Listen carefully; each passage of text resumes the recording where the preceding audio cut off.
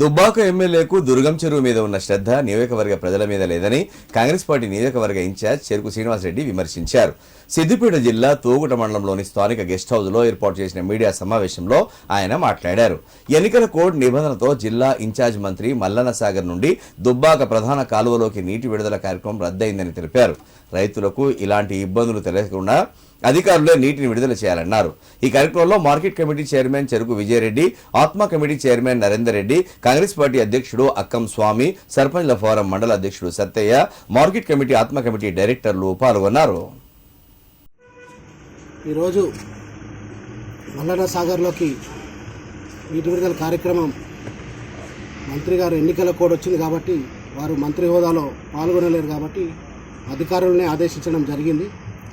నీళ్లను వాళ్ళని విడుమని ఖచ్చితంగా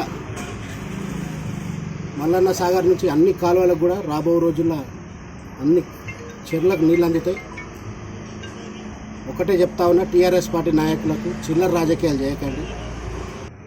ఈరోజు విడుదల చేయాలని చెప్పి నిర్ణయం జరిగింది. మంత్రి గారి సమయం కూడా తీసుకున్నారు అధికారులు. ఈరోజు విడుదల చేయాలి.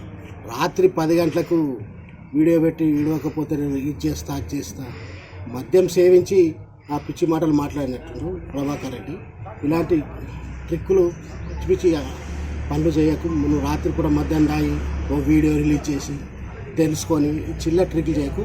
ప్రజలు మిమ్మల్ని తిరస్కరించి, మీ పార్టీని తిరస్కరించి, ఎందుకంటే తెలంగాణ సంపదను దోచుకున్నారు. మీకు దుర్గం చెరువు భూములపైన శ్రద్ధ ఉంది, మోడర్న్ బ్రెడ్ ఫ్యాక్టరీ జాగలపైన శ్రద్ధ ఉంది తప్ప ఈ ప్రాంతానికి చేసింది ఏం లేదు.